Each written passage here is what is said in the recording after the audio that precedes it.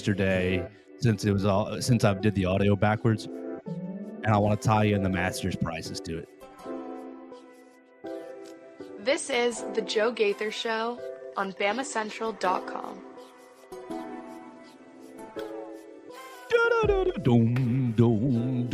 Good morning, Tuscaloosa, Internet World, West Alabama. How we doing today on this Friday? It is Friday, the first Friday of the month, April 4th. Man, Mason, we didn't pull an April Fool's joke on anybody this year. I didn't think about that at all. I never think about those. I think those are the silliest things. I think they're the most lowbrow form of humor, April Fool's Day. But it's the first Friday in April. You guys are here with us watching the Joe Gaither Show on Bama Central, BamaCentral.com, on the Bama Central YouTube channel, or you're listening to us on Spotify, Apple Podcasts, Amazon. We're also on some social media platforms, Joe Gaither 6 on Facebook, on Twitter, on YouTube, and on the Bama Central Facebook channel as well. We're live in the Derek Daniels State Farm Studios right here off of McFarland Boulevard, just past the Tiger Rock on the left. We are the number one place for your insurance needs in the West Alabama area. You can call Derek and his team, Red Reese and Victoria. They're upstairs waiting by the phone right now to talk to you about your homeowner's life, auto insurance needs, boaters insurance needs, renters insurance needs, really anything in the insurance game. Even if you're just shopping around, you can give them a call at 205-758-3391. They can run you a quick quote on whatever you're trying to shop around for, and they will get you proper insurance, local coverage, and oftentimes at a better rate as well. So we appreciate Derek Daniel for sponsoring the program, for hosting the program right here on Bama Central and BamaCentral.com. With that, and our microphones connected today, Mason Woods. You follow Mason Woods at MAWoods_ on the Twitter machine, writing all things recruiting for the Walsh Writing Network, Alabama Crimson Tide on SI, Vanderbilt Commodores on SI, Boston College Eagles on SI, and Missouri Tigers on SI as well. Good morning, Mason. How we doing? Oh, I'm doing good this morning. Doing good. I, a little bit of a slower day yesterday. We did. You can go ahead and start that. We did get to talk to our friend Jalen Brewster. It did not go maybe as well as I had hoped it would go, but we got some decent things out of the rising junior prospect, who I do believe will be a very, very big time name in the 2027 class. As things continue to move down the road there. But yeah, our conversation with him was not quite as didn't last as long as I had hoped it would. He didn't give us as much answers as I had hoped he would, but that's okay. All right, let's do it. We can start here because we will be playing the Jalen Brewster interview at the end of the program. Jalen Brewster, class of 2027, 4 5-star, depends on what you want to look at. He's around in the high 30s in the class of 2027. Plays absolute freak. Yeah, monster defensive end and running back. His tape looks very unusual to me just because of the athleticism and 6'4". He said 295 yesterday. Running the football. I don't want to tackle that. My high look. That's the most high school football thing I've ever heard. It's awesome. That would have been concussion city right there. Everybody going to tackle him. It'd be next spring concussion city. Did you ever have a coach that made you do wake up drills? No. That just sounds like a concussion right now. I'm just saying it. It was literally just stand here. You would squat down like you were in a linebacker stance. Basically, you put your hands behind your back, and somebody would just come up and hit you. Don't know why we did it, but that was a drill my football coach had us doing in high school one time.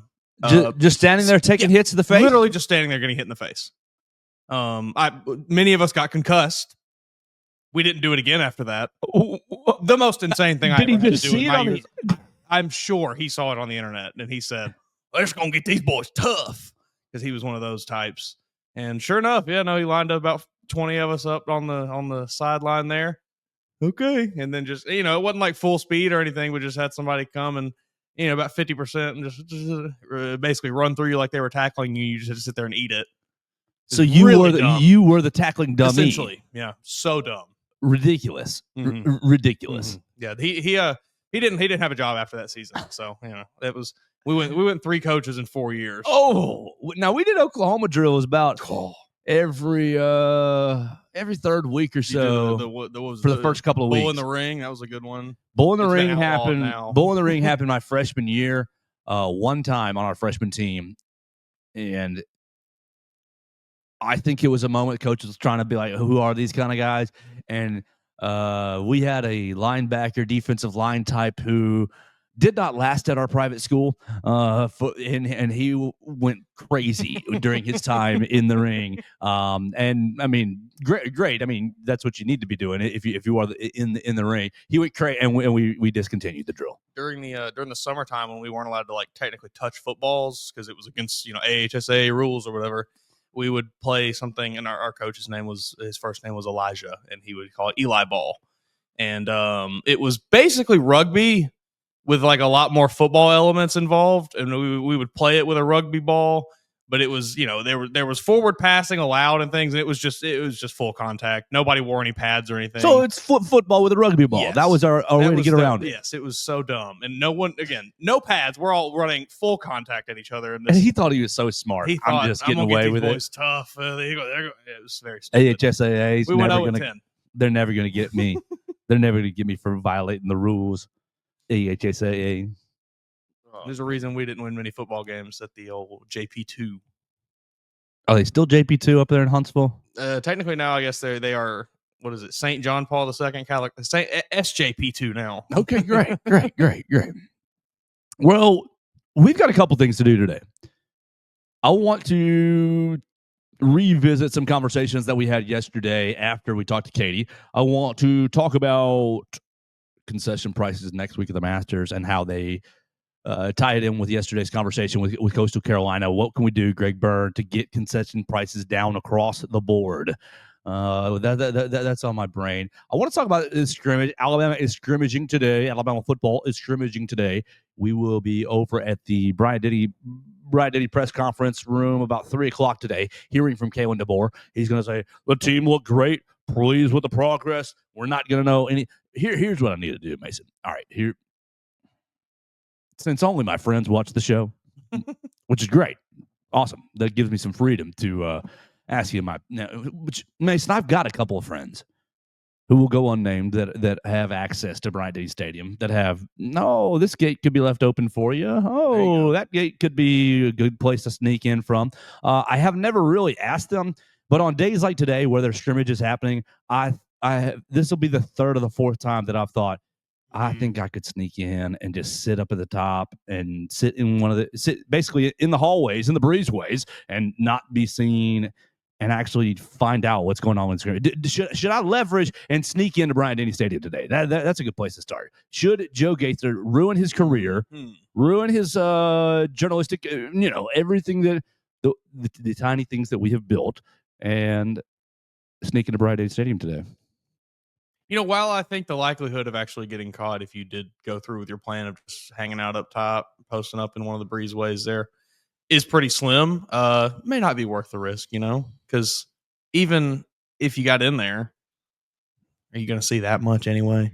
I'll be able to sit here and tell you how awesome Ty Simpson looked and how... That's what everybody already does now. Oh, yeah, you're right. Worthless. We need to get that. You talked to a quarterback who saw them last week, right? Yes. Yeah. Anthony Colner. Anthony.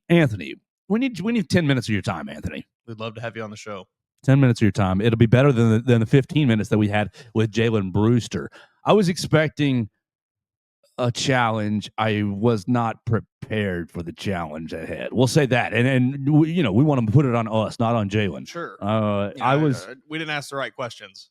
Didn't ask the right questions, and I wasn't really, looking back on it, I wasn't really thrilled with my pacing.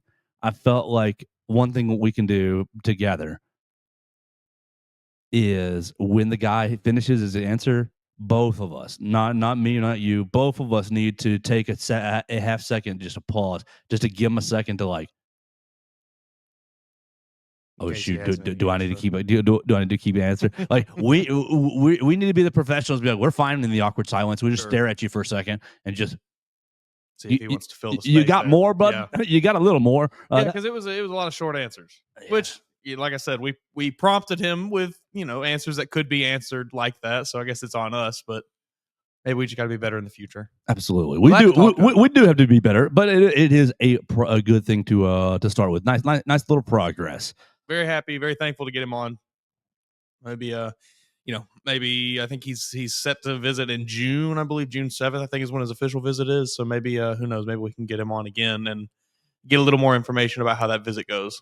Yeah, absolutely. We want to find out in the summer how it goes here in Tuscaloosa. Now, okay, let's talk about football. We've done a very bad job talking about spring football since basketball has ended, but we've been doing basketball maintenance, transfer portal, this, that, and the other.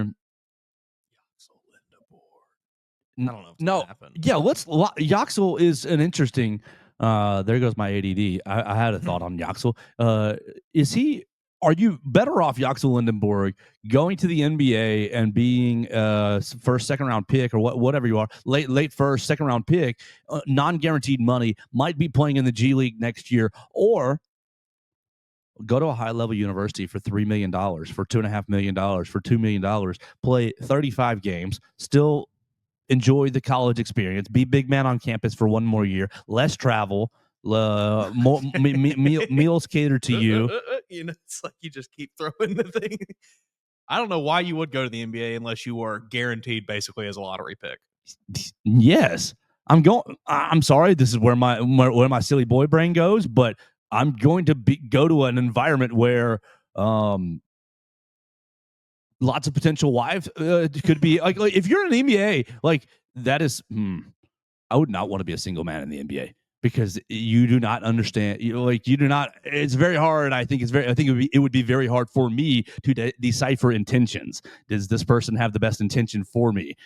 Still dealing with that in college. Yeah, you probably still do. I mean, but especially if you're a player like him, where everybody knows, oh well, this guy, he's getting paid. But maybe a little less. Like, I mean, sure. I think that happens with everybody. Every major athlete like that. It's just kind of comes with the territory, I think. All right, so maybe that's my immaturity. I mean, I don't know. I would one more year college.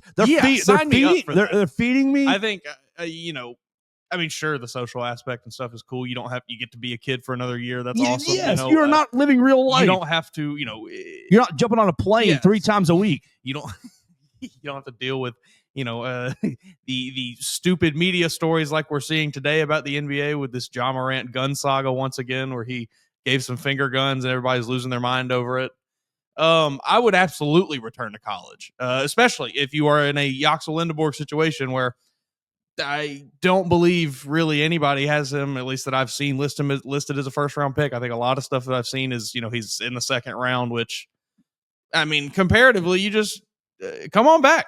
You have a much better situation if you're coming back to be a very high level college basketball player than if you are going to go be a low level NBA draft pick. Yes, I think I would return to campus. Everett Osmer chiming in, best show around, even though y'all can't play basketball. Mason, he sent you a Facebook friend request. I know you're not big on Facebook, but go ahead and sometime over the weekend, go through your Facebook and go. You probably got all the fans are in your request, requesting you as friends. So make sure you check on that here for in the next couple of days. Everett did message me late last night. Will you Google this? Surely we would have seen this already. Will you Google Gene Stallings? Make sure that he's okay, because Everett was asking if something had happened to him, and I was like already in dreamland, so I couldn't really look it up last night. I'm not seeing anything. Yeah, that right. I felt like we would have seen it like right off the bat as soon as we woke up. Yeah, and last I've seen is as of last November he had a stroke. He's apparently doing good after that. So. He's had 3 or 4 strokes. So Everett, I think that to answer your question, answer your message, I think he's still doing okay. I think he's still with us. Obviously older, and he's got that farm out there still driving the tractor.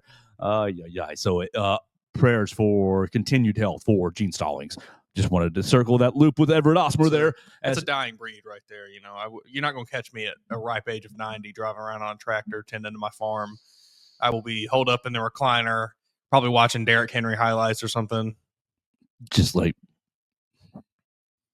give me another pizza, give me another donut. Just try to kill myself with sugar. Yeah, just try, at that point, I'm not going to be lifting a finger. At that point, just hopefully I'll have a robot assistant that will bring me snacks.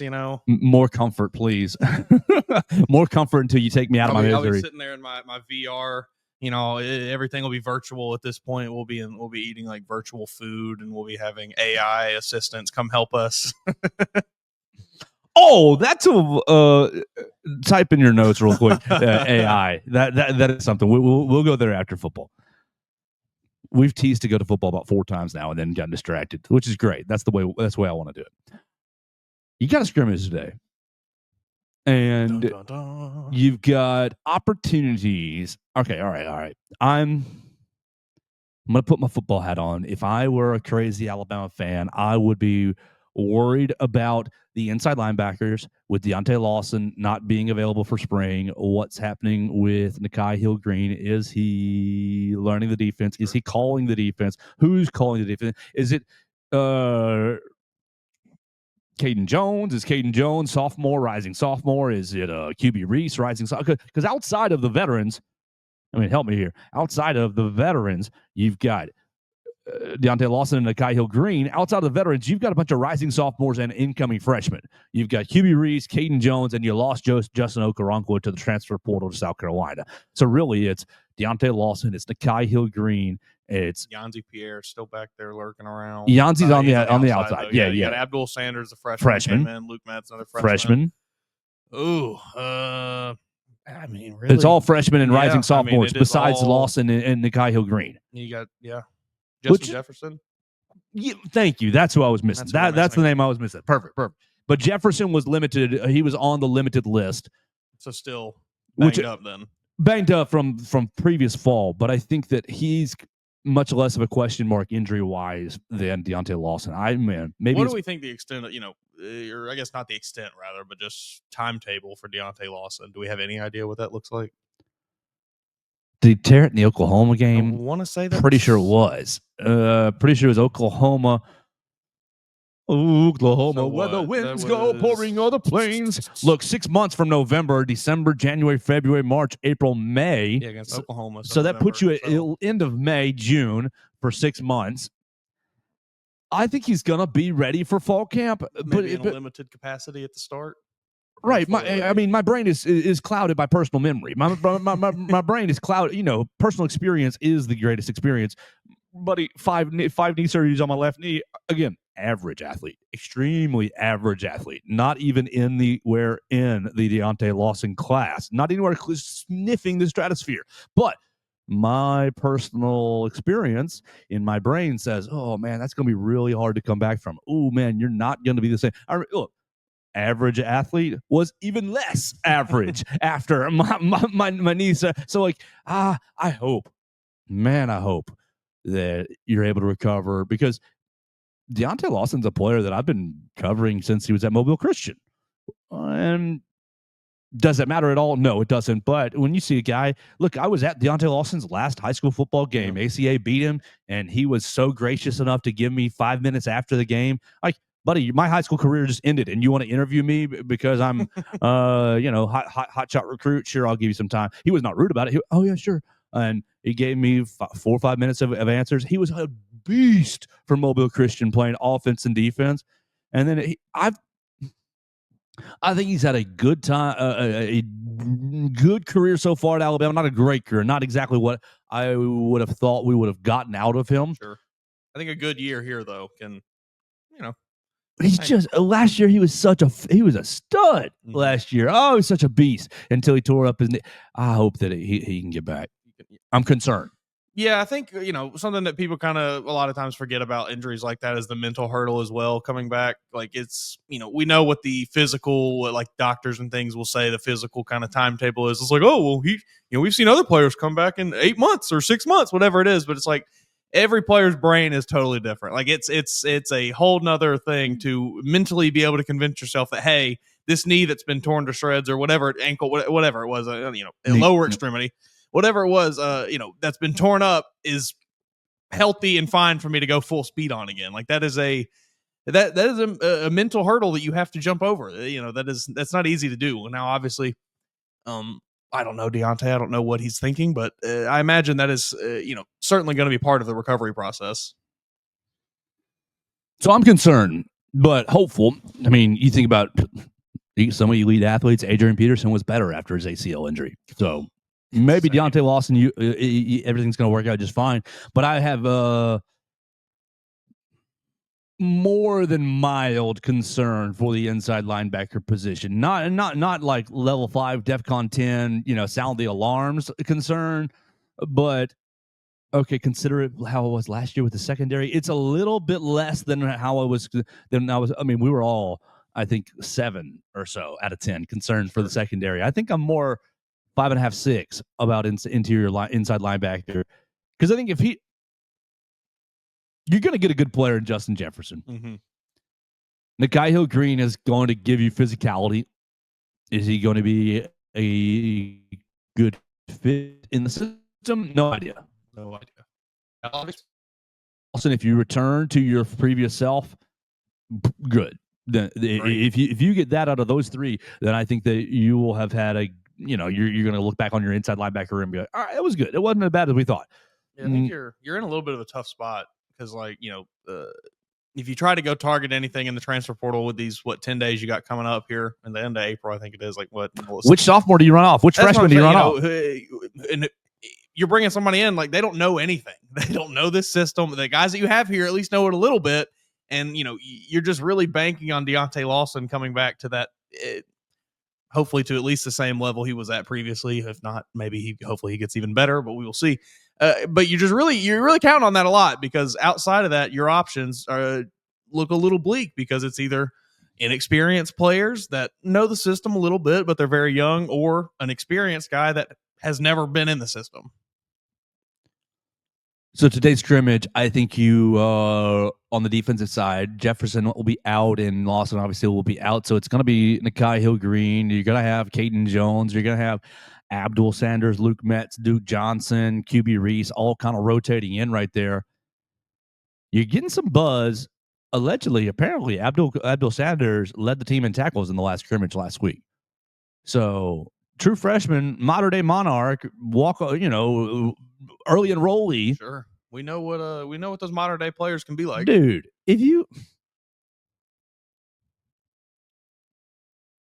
That's crazy. My mind is, but if you get Damani on the field, it's going to be tough for Chuck to be on the field. It's going to be as a true freshman with the secondary being so stacked at the moment. Also, but not even being an early enrollee, right? But if you ended up I'm sure at some point this year we're going to have a couple of plays where all 3 are on the field at the same time, and that just blows my mind. You got high school teammates in Sanders and McDonald, both guys who were on the same team last year, early enroll or came to Alabama. But McDonald I think McDonald said he was a freshman when Damani was a senior, I think is what it was. So there's a little crossover. Yay. Bryce Young, Damani Jackson. If only Tommy Brown had worked out at offensive line, then you'd still be like just adding modern day monarchs. What do you think about it? What do you think about a freshman Abdul Sanders run around leading the team in tackles? Report. Let's see. Bama Online learned the freshman linebacker led Alabama in tackles and was all over the field. Is the report. So one sentence, pretty strong sentence, but one sentence. Might just be kind of typical spring practice fodder of I saw him make a couple good plays and that really jumped out at me. So this is, if we see him on the field more once the season comes around, I will believe it a little more, but I'm not super keen on buying that the true freshman is going to be stealing reps this fall. Oh, I didn't say stealing reps, just excelling last week. Excelling last week. Sure. Period. Maybe he had a good week. Period. Yeah. I think that you get. See, that's why I hate spring practice. Yeah. Is because you're going. What number is he wearing? Is he 36? Is that it? Is he 26? Is he 31? Yeah, he's definitely not going to be playing a lot then with a number like he can't be out there wearing a bad number like that. He is. He's in the 30s. Hold on. Let me. If they had let him, who's rocking that 11 this year? I know somebody took it. Oh man, I can't remember. Defensive lineman, right? Yeah, now I'm blanking. Jordan Renaud. Renaud. He needs to wear that 11. Well, that's the best. Jordan Renaud took it. What number did you end up with? Abdul Sanders feels like a future number 11. Abdul is now I'm in the 30s, 31, 32. Come on. I hate you, Roll Tide, how it loads just 4 or 5 at a time. I've said it once, I'll say it again. It's $1 billion idea. If somebody can figure out a way to get whoever is providing these universities with their websites, they are the worst things ever. The layouts are terrible. They load. They're slow. Stuff doesn't work. You're constantly opening drop-down menus when you don't want to.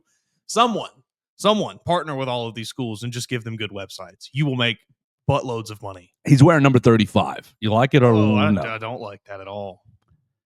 35, was it Shane Lee who wore 35 for a second and then bounced on out of here for USC? Yeah, 35, that's a bad number. That was not a good experiment. The Shane Lee and Christian Harris year. Golly. Throwback. That was tough scenes. This year's inside linebacker room is going to be better than that. Man, that was a bad year. I mean, Christian Harris ended up being a really good player, but as a true freshman, never played inside linebacker before. How crazy are you, Coach Saban? I'm going to take a kid who plays corner and safety in high school, and he's got a big enough body. He looks the part. We're going to make him an inside. And you're going to start. That's why he's the GOAT. Somebody got hurt in preseason, right? Yes. Wasn't that the Dylan Moses gets hurt in preseason year? You're probably right. It kind of runs together. Yeah. So we throw out Shane Lee, and things are not as bleak as they were that season. Christian Harris. We can say that with certainty here. All right, how much more do you want to talk about Isaiah Horton? Because that young man's buzz is buzzing over the last 7 days from what I've felt. Yes. And today's another opportunity for the buzz to bzz a little further. I did not realize, I don't know if you saw the interview that he did with Roger Hoover. Shout out Roger Hoover. Yeah, great stuff. I watched a bit of it, was reading some of the write-ups on it. Former 7-on-7 teammates with Ty Simpson in high school. So there's a bit of a connection there. I think those two might be really enjoying each other's company. Sounds like they have a good, good little connection there. I think, obviously this was coming from Isaiah Horton. He was saying it to Roger Hoover. So, how all these football players talk. They talk each other up no matter what. They're not going to say anything bad about their teammates. My connection with Billy is great. Me and Billy, we got chemistry for days. But at least hearing that they have a relationship that goes back to before being, being in Alabama here, before being in college, that probably is, at least fun for the two of them. I'm sure there's just a good bit of chemistry there. Yeah, I think that we said it a couple of days ago, and it's probably one of the times where the microphones weren't connected or anything. But I think that this wide receiver room was painfully average last year. Painfully average. And people say, how can you say that? Ryan Williams was so special. He was so special. He was. Mm-hmm. But he was a special child. Which, this is not anything to do with what we're talking about other than the child aspect. Cooper Flagg being 17 is just stupid. Nobody, the United States, the national media is not giving that enough love. From as much as they hammer Ryan Williams, that's for as much as I heard, and he's only 17. I have not heard that about Cooper Flagg at all. It's insane. What he's doing is way more impressive than what Ryan Williams did, and Ryan Williams was awesome. But Cooper Flagg is taking Duke to a national championship, probably. Crazy. Back to football, though. These receivers are going to be. Am I harsh on last year? Am I harsh? Was it painfully average for more than just last year? It's going back. Gosh, Jermaine Burton, Isaiah Bond year. Get at it. I had Trayshawn Holden year. I cursed out one of my Bears podcast co-hosts before we started last Tuesday because he's talking about mock drafts and I've got the Bears taking Isaiah Bond in round 3, and I went. We haven't started yet, so you can't go and find it. But I went nuclear on him. You stupid mother, he's a lazy bada. And it was just, and my co-host goes, okay, scratch that one out. I was like, no, don't want him anywhere near my team. Do not. Oh man, yeah, no. I mean, it's since what? Yes, since 21.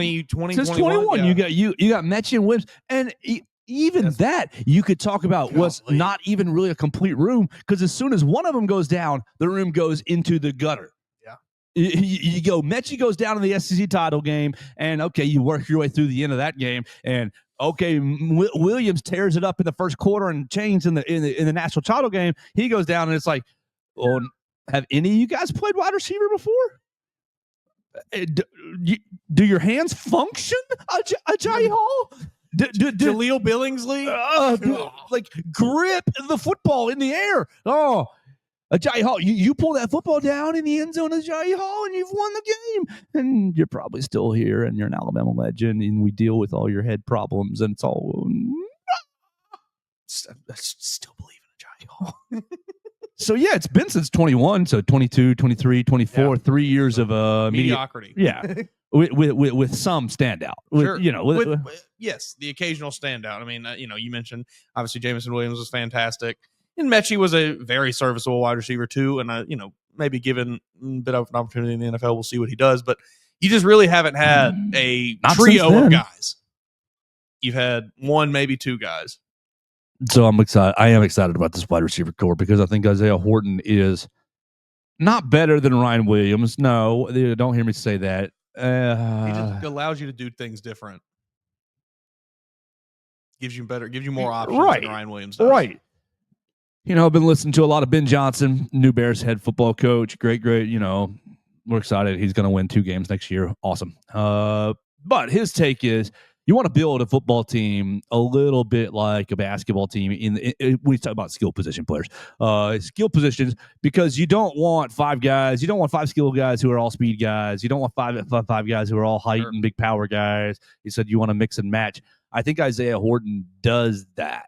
Brings in an element that is not really in the room, and apparently has a confidence that is on par with the other 2, Ryan and Jeremy. So great. So it seems like things are going very well. Now, we're all hearing spring practice reports, so take it as you will. But it seems like it's going really, really good. What's the predict the Ty Simpson narrative today? I'll give you a chance. You get the pen, and you can write the narrative for all 3. What happens after the scrimmage? We're going to talk to them about. We're going to get a 2 passing, 1 rushing touchdown performance from Ty Simpson in the scrimmage, and we're going to get one of those touchdowns is going to be to Isaiah Horton. It's going to be a we'll say a long one. The other one's going to be we'll give it to Jeremy. And let's see what are they going to be saying? Ty Simpson. Not shines, not dominates. Is he going to dominate today? We can't say dominate. Excels, because that makes the defense feel bad. Yeah, maybe excels. Head and shoulders above the rest. Separates himself, maybe. That's what it's going to be. Separation. Takes a step forward in the quarterback competition. Simpson took a step forward today by throwing 2 touchdowns and running for another. Then they're gonna be like, "Why running black jersey? Oh, who cares? Y'all didn't." He ran for another. Yeah, they'll credit him. They'll credit to him. So it's gonna be a lot of fun over in Bryant-Denny Stadium. Nobody will see anything. So if you are privileged enough to see something, you can call me. Leave us a voicemail 205-462-7340 extension 800. You know what we need to do? You can be anonymous. Right there, it's fine. We got to get us a drone. Fly it over Bryant-Denny. Yes. And we'll just air it right here on the channel. Get ourselves. That's the Kyle Henderson move. That's exactly what happened last year. Last fall. Was it for Fan Day?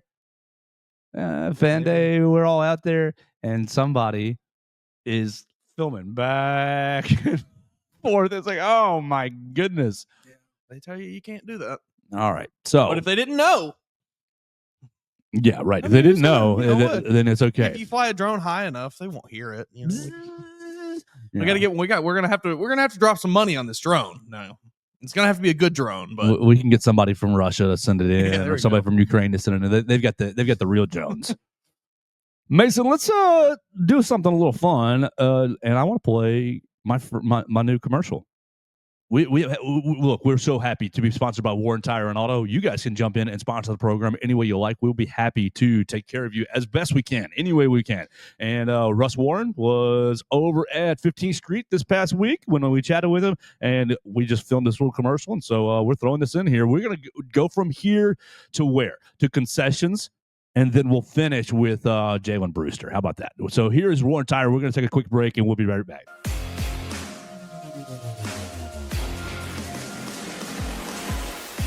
So my name is Russ Warren, and I'm one of the owners here at Warren Tire. We started in 1961. My granddad on University Boulevard, so we've been kind of a staple here in the Tuscaloosa and the University of Alabama community since then. And so thankful to be in the third generation. And we have 2 locations now in Tuscaloosa. We're right here at the 15th Street location right now, where we just do tires, brakes, and alignments mostly here. Our university location does oil changes, engine work, air conditioning work, front end work, the whole 9 yards. And so any of our 2 locations, you can come check us out.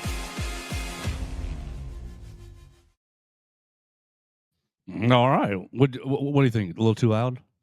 Maybe a touch, but I thought it sounded good. Okay. All right. You could have, as far as the mix, it was good. I could hear him. All right. Perfect. I mean, this is all experimental. Yeah. So maybe we got to bring it down just a touch. But it also might just be my headphones because I do turn them up very high. Well, I was staring at the board. I was like, all right, do I need to bring this down just a hair or not? I'm not sure. We really, really appreciate Warren Tire for sponsoring the program, and we'll be happy to make a commercial for you and get you right on the show and on the program. Sponsoring the Joe Gaither Show on Bama Central, BamaCentral.com, right here on the Bama Central YouTube channel. Mason, I did spend about 20 minutes yesterday talking about Coastal Carolina. We don't want to repeat all of that. You might have heard it. You might have not. Exactly. They're giving free concessions this year. So cool. How can we get is it going to take just a huge attendance drop to do free concessions at Alabama? It'll never happen. I don't know that we'd ever get that. No. I mean, the Falcons went 5-8 years ago when they opened Mercedes-Benz and they committed to like really cheap concession prices. And is it just going to take like a couple 6 and 7 seasons to get Greg Byrne to get innovative in this way? Or I'm sure what it really is I'm sure the concession vendors and their prices are all, I'm sure there's some sort of separation of who's controlling the prices. And I bet you they're paying the university rent space in the stadium. Like, and I'm sure that there's all kind of paperwork and agreements, red tape agreements that we don't know about and then that I'm not educated on. And so I'm making myself sound like a fool. How do we make it happen? We've got to make it happen. At least, look, we're not giving away free beer. You're sure. And we don't have to do 4 items, unlimited trips. That's a bit rigiculous, if I'm being honest. It's crazy. But hell, man, throw somebody a hot dog. I don't think that's going to hurt your wallet. Give everybody in the stadium a Denny dog and a free drink. I think you'd probably be okay. Everybody would be with a little hole puncher. I mean, come on, everybody would be stoked. You get a card when you walk in. It's got 2-3 punches on it. It gets you one of the punches is a hot dog, one's a drink, one's a bag of chips or a candy or something, and boom, boom, boom. When you use it, you lose it. Come on, there's no way you're going to lose that much money on that. What we do is we do it for the slow games. We do it for the Western Carolina games because everybody's coming to the LSU game. Everybody's coming to watch us play Wisconsin this year. You're selling them out, but your Western Tech University, Louisiana, School for the Deaf and Blind when it's coming in, the 11 a.m. game. This is how we fill it all the way up because, look, I've got friends who have small children who don't want to spend arms and legs to go see the big game. Because, that's the thing. Even with those, like you say, let's be honest, the crappy games that nobody really cares about as much against the Western Carolina Tech State for the School and Blind and whatever's, it's still like kind of ridiculously expensive to take your family to those games. You're paying $25 for parking at least. You're paying $5 a hot dog. You're buying 4 hot dogs for every member. Whatever it is, you're coming out from that concession stand. You drop $65, $70 probably on top of paying whatever for your ticket that you paid. It's just like everything, it adds up, nickel and dime. And it's, I think giving more incentive to people in that kind of situation where they may have young children, they may have, a larger family that wants to experience what a game is like, give them an opportunity to not absolutely murder their pocketbook. And I think they will jump at it. We're focusing on Bryant-Denny Stadium just because football to football, Coastal Carolina football. But my real focus is on Coleman Coliseum. Because at Bryant-Denny, I can make my purchases, I can plan a little bit. I think the hot dog is like $6 or something. Basically, my point is I can be choosy at the concession stand board and get away with not that expensive. I'm a sucker for those souvenir cups. Get one every game I go to. $8, right? $12 down the drain. Have one. It'll last me most of the game, though. I don't think you could do that with Coleman. I think that the entire board is like astronomical. When you look at the concession board, you're like, no, not that one, not the hot dog, not the popcorn, not the pretzel. I'm not. And so what I end up doing is not eating at Coleman, which is fine. I mean, that's just what you do. I'll eat before or after. But you're missing out because there's a decent chance that if I were to get 1 or 2 free items, I'm a little bit more inclined to maybe go buy another item as well. Oh yeah, you give me a free hot dog, I'm definitely buying a drink. Exactly. Or you give me a free drink, I'll get a hot dog or some nachos to go with it. So, you will not only be bringing in more fans who maybe aren't going because of prohibitive costs. That's the word I was looking for. That's good. Well done. That's an A- word. You like that? Prohibitive. You bring in more fans, but you also allow the fans that are there to maybe buy more concessions if they weren't planning on buying them beforehand. So the only reason I'm repeating this is because of the audio issue yesterday after we talked to Katie, but in conjunction with the Masters. Mason, I know you're not really a huge golf guy, but next week is the Masters, and we will be paying attention to it on the program. Justin Thomas will be seeing if Nick Dunlap has qualified or not. But if you've never been to the Masters, which I never have, concession prices, perfect. Their prices are equally reasonable. Sure. You look at here's the board right here. Egg sandwich or egg salad $1.50. These are sandwiches. Pimento cheese $1.50. Barbecue sandwich $3. Classic chicken sandwich $3. You got breakfast served until 10 a.m. Blueberry muffin $2. Breakfast sandwich $3. Chicken biscuit $3. So like you're look, it's good. You've already paid 3 arms and a leg to get into the Masters. $2,500 I think right now is what you can get in for. But at least once you're in, they're like, all right, we'll sell you a bottle of water for $2, not here's a cheap sandwich and a $300 polo. Well, right, yes. The point is, this makes me upset about the Masters because they do this, and every year it says, "Oh, look at the Masters with their cheap." And no, they just charge the sugar honey iced tea out of you everywhere else. This is BS. They're not like helping out the consumer with these traditional cheap prices. I am looking at Masters apparel right here. $299 for a shirt. It's not really for the consumer anyways, because you how to get Masters tickets. I mean, sure. You have to apply and you have to go through a lottery. But it's such a thing every year, and I get so sick of seeing it because it's such horse poop. They sell it to the fan like it's your privilege to come here and buy these day passes. Hate it. So lame. But a part of your privilege is you can eat my $2 sandwich. Hey, part of when I'm at an event, I'll just say this: I have very little self-control. The only thing controlling me is the price limit. Yeah. If I'm going to the concession stand at the Masters and I'm seeing these numbers, I'm walking away. 5 chicken sandwiches. Yes. So, point being, to you, Greg Byrne, who we love and respect, we adjust these prices a little bit. Just a touch. And my fat rear end, who's trying to get my gump on in the stadium, is going to be, heck yeah, I need another chicken sandwich to cheer on the Tide. Yes, I need another pretzel. Man, I'm getting tired. I need to load up on another Diet Coke so I can yell the second half away. Man. I don't know. Maybe that's a myopic. Maybe that's a silly take, but it is my take. You can probably get away with, tacking an extra $1 onto those beers or so if you make the rest of the stuff cheaper. The beer price does not matter. Yeah, like I'll pay $15 for a beer if I get a $3 hot dog. Oh yeah, exactly. The people who are buying the beer are buying it anyways. Yeah. It's the other concessions that Father Steve and his little kids. Well, Father Steve's not buying 10 beers. He's trying to buy 4 hot dogs for he and his kids. And but you can offset this by, you can lower those, raise the alcohol just a touch. I'm sure this is the people that are going to buy the alcohol will still buy it. I'm sure this is all related to vendors and prices and so I bet you that third party stuff. I don't know. All right, so we'll never see cheap concessions, but we will probably always see great defensive linemen. You a pimento cheese fan? The pimento cheese sandwich at the Masters? No, I've never really been a pimento cheese fan either. No, not for me. Not my cup of tea. It's an odd texture. No, I'm big on texture, and I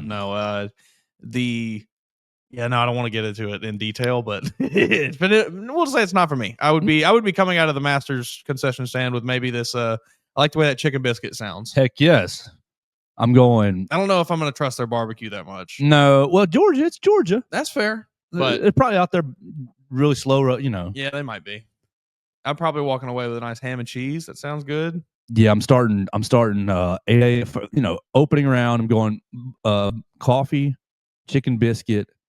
Give me a blueberry muffin too. Yeah, and I'm set until about noon, and then I'm going back for probably 2 chicken sandwiches. Sign me up for one of those fancy cocktails that they got that I see on the internet all the time. I can't remember what they're called now. It's some kind of peach something. Does this say Crow's Nest? Is that what it is? Because this says Crow's Possibly. Nest, $6. Domestic beer, $6. Import beer, $6. White wine, $6. Or iced tea, water, and something. The azalea. Ah, okay, the azalea. It's that's a fancy looking beverage right there. Well, we will be watching them. I will be watching the Masters. I always get into it every year. We'll see if Justin Thomas or if Nick Dunlap can make some noise for us. Yeah, we will see. You saw, Tiger's competing. You saw, he tweeted out on April 1st that he's been sleeping in a hyperbaric chamber and he's good to go now. That was so weird. Tiger's lost. Tiger's lost like Kanye. Yeah, man, he's gone. I don't know what's going on with him. Tiger's gone forever. It's so sad. And I've always watched Tiger. I used to be so in on him, so out on him, and then back in on him, and now I'm really apathetic. I'm kind of just over him. Because it's so you're so clearly shilling. You're so clearly selling yourself to the highest bidder I'm not even remotely interested in this. What is it? The TGL? Yeah, people. You're playing golf in this big old simulator, and the floor moves. The concept is cool, but I have no idea when it airs. What are y'all playing for? Yeah. Who's playing every week? You have no there's not been enough communication about it. The marketing for it's been terrible. Yeah, I see 1 or 2 clips from it a week maybe online, and that's about the extent of my TGL consumption. Super cool to play golf inside I don't know. I don't even really understand it because I know the floor is moving and things, but then they're also hitting into a simulator screen that is projecting where the ball would be going if they were on an actual green. So I don't know. It's not for me. It's newfangled technology, We like to play real golf, traditional golf with the real, smack it all over into the woods. Yeah. All right, Mason, let's get out of here for the day. We're going to do a couple things this weekend. I am going to New Era Wrestling, Bad Moon Rising. You in or out? It's okay if you're not. Yeah, okay, we'll see. We've got to make sure Melissa's feeling good, all that jazz. Great. Rusty, make sure he's all safe. So we go New Era Wrestling Saturday night. The rest of the weekend, I'm going to be paying attention to Alabama-Auburn baseball.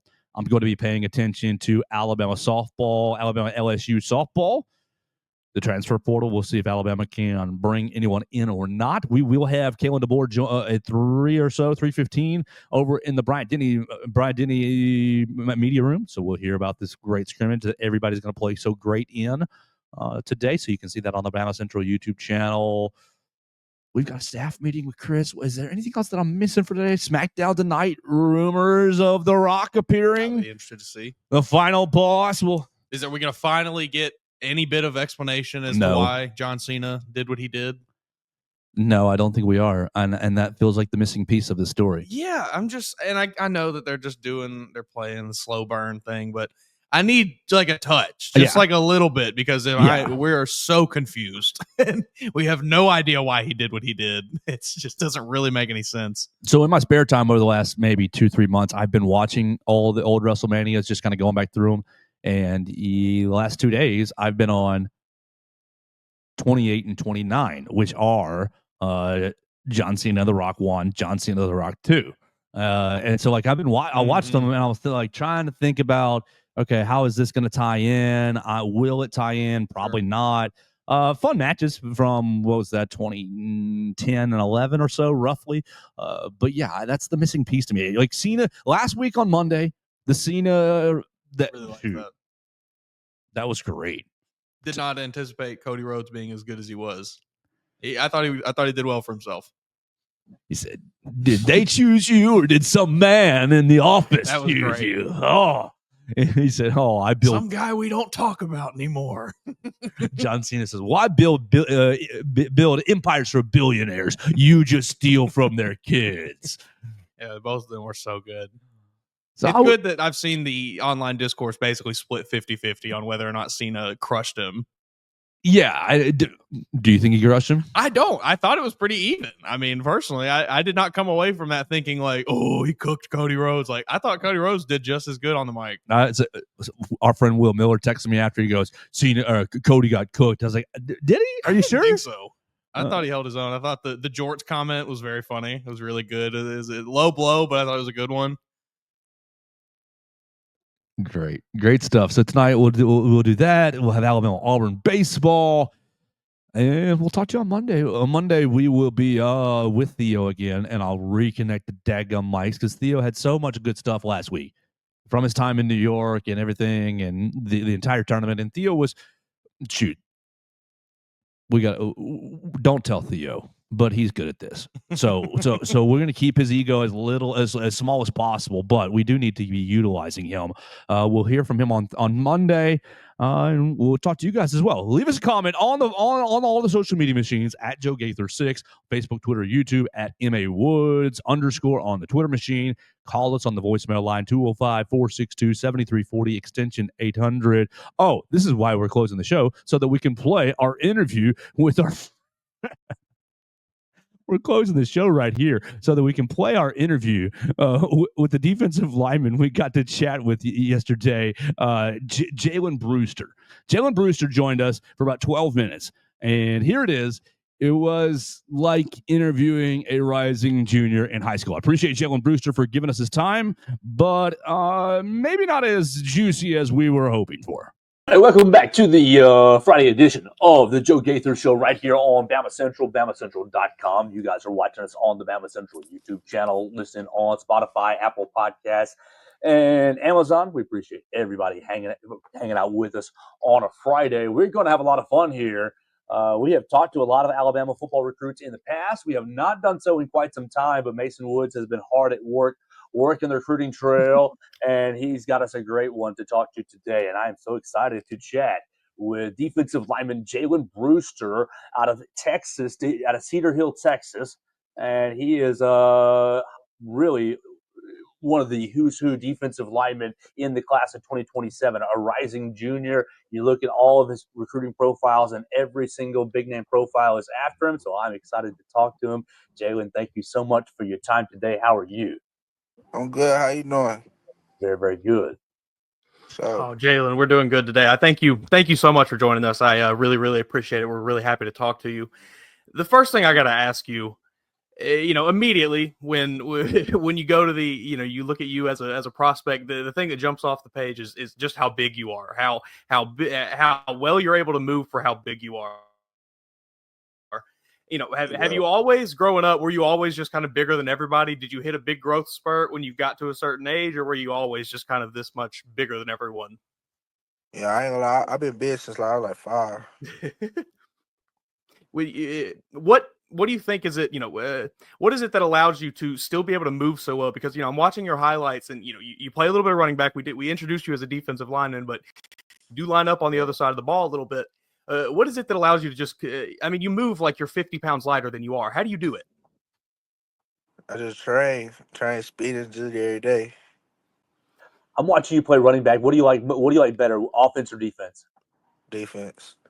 Why do you like defense better? I don't like getting hit. You like delivering the hits.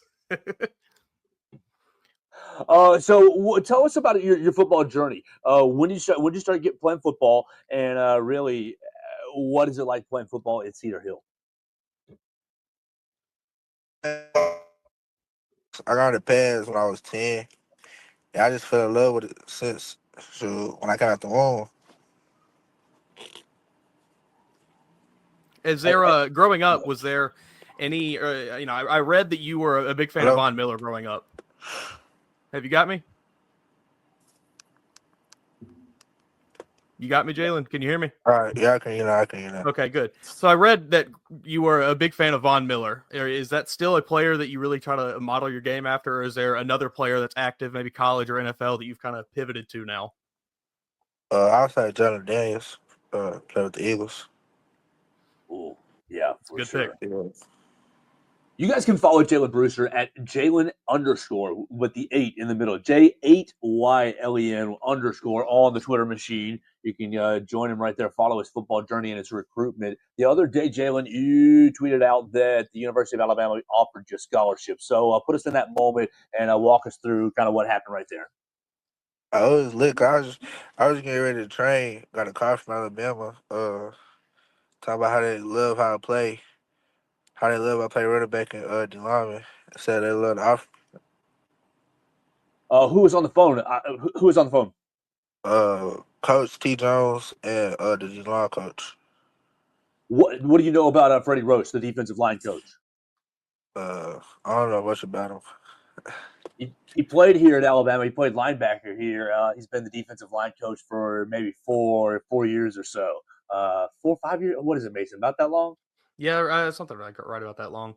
You obviously the Alabama offer is the most recent one, I guess, but you've also gotten offers from, I mean, just about, it seems like you name it. Jalen Brewster's got an offer from this Power 4 program. What does it mean to you to be, so early in your recruitment? You're like we said, a rising junior, but you're already getting this much attention from these big time programs. It's just a blessing. Keep God first. Keep giving me blessings after blessings.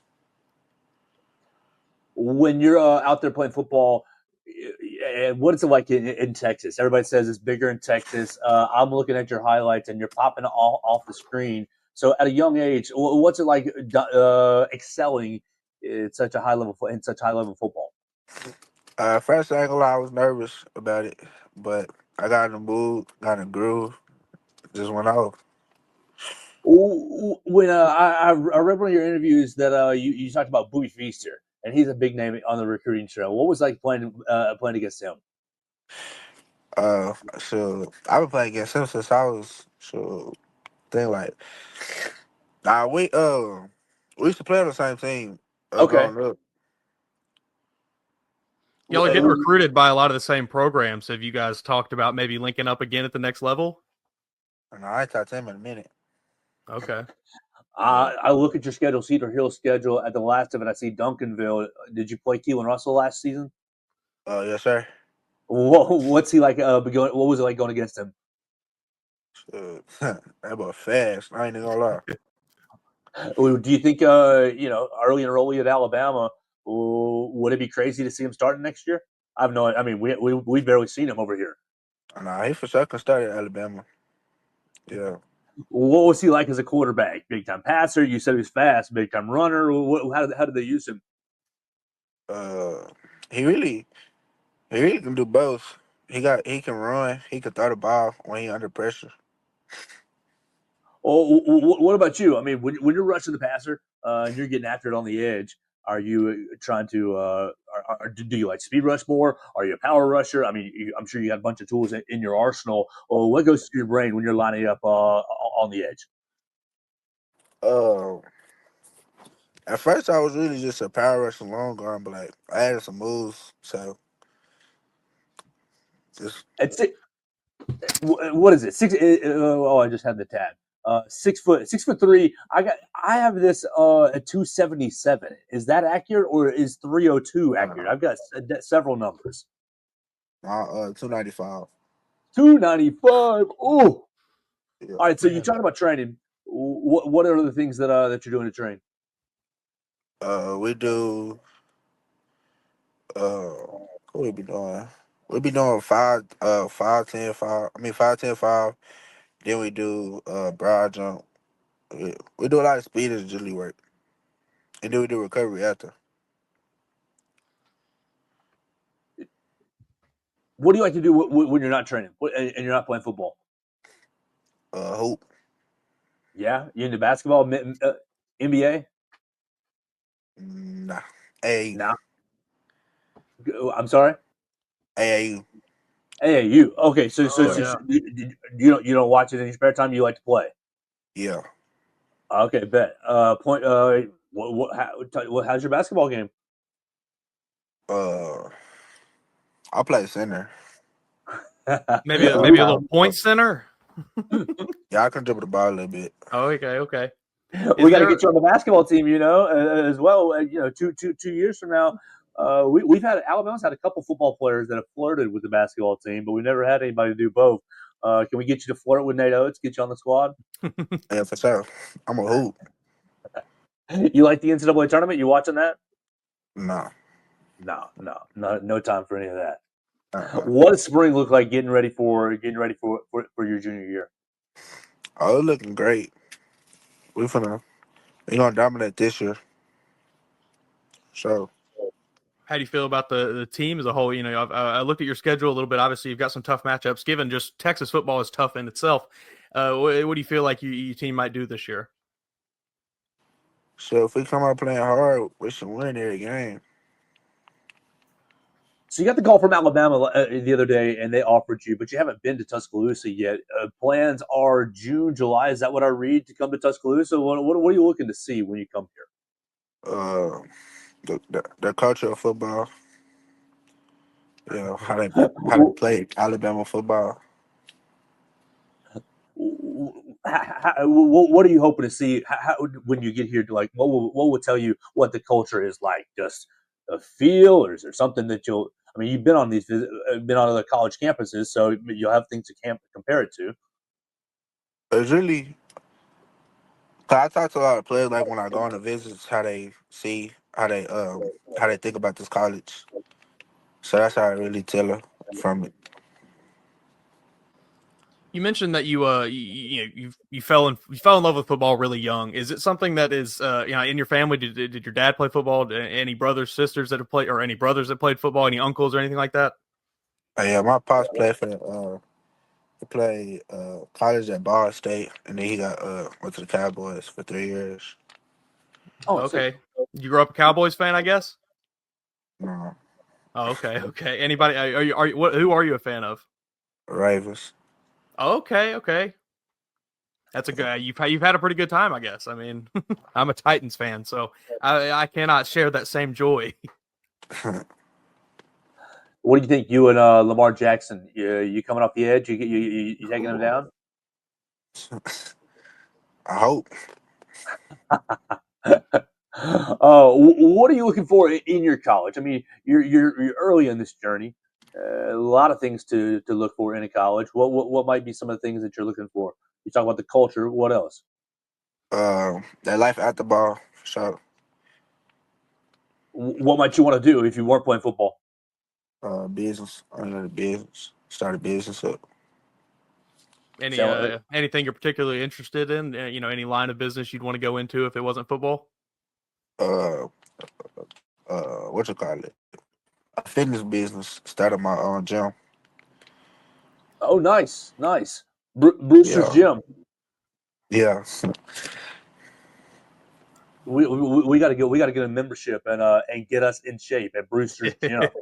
Alabama's got this nice sports science facility right there by the athletic facility. They can get your knowledge up right there, get you ready to dominate that scene. Tell everybody what they need to do right there. I read so you're a Ravens fan. Were you a fan of any colleges growing up or before recruitment? I'll say Clemson, Oregon, and Alabama. Yeah. What's your favorite Alabama memory or player? I don't remember. I ain't gonna lie. I was like 6, 5. Well, Jalen, it's been a lot of fun hanging out with you. You're in the class of 2027. Recently received a scholarship offer from the University of Alabama, but you haven't quite been here yet. What are you thinking about your recruitment? I mean, obviously you're a long way away, but just kind of put us where you are. What are you thinking about your recruitment at the moment? Oh, it's going great. It's coming so fast. I just gotta keep staying motivated and keep going every day. Have you thought about it all when, I mean, obviously, so far away still, but have you thought about it all when you want to maybe set any kind of recruitment or a commitment date? Nah. Yeah.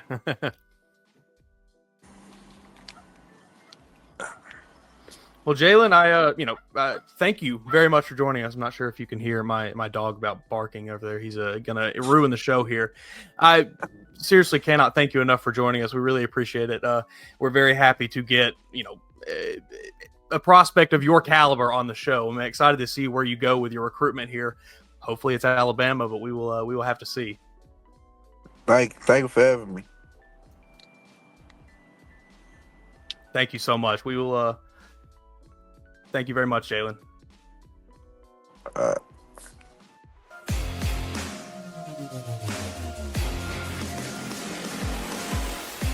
So my name is Russ Warren, and I'm one of the owners here at Warren Tire. We started in 1961. My granddad on University Boulevard, so we've been kind of a staple here in the Tuscaloosa and the University of Alabama community since then. And so thankful to be in the third generation. And we have 2 locations now in Tuscaloosa. We're right here at the 15th Street location right now, where we just do tires, brakes, and alignments mostly here. Our university location does oil changes, engine work, air conditioning work, front end work, the whole 9 yards. And so any of our 2 locations, you can come check us out.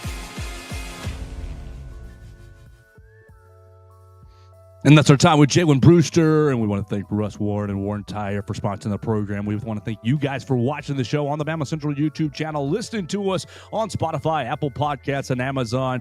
Go out and follow Jalen Brewster. Oh, I've got his Twitter right. Oh, I had it right there. Go out and follow Jalen Brewster at Jalen. It's J8YLEN _. Go out and follow him and tell him that you appreciated his time on the show. We'll talk to you on Monday. Make sure to subscribe to All Things Bama, as Mason and I are about to record another 30 or 40 minutes of All Things Bama on that podcast. So we'll talk to you on Monday right here on the Joe Gaither Show on Bama Central and BamaCentral.com. Thanks for joining us on today's edition of the Joe Gaither Show on Bama Central. Keep up with Joe on all his social media pages at Joe Gaither 6. Subscribe, rate, and review the show on Spotify and Apple Podcasts, and be sure to read us daily at BamaCentral.com.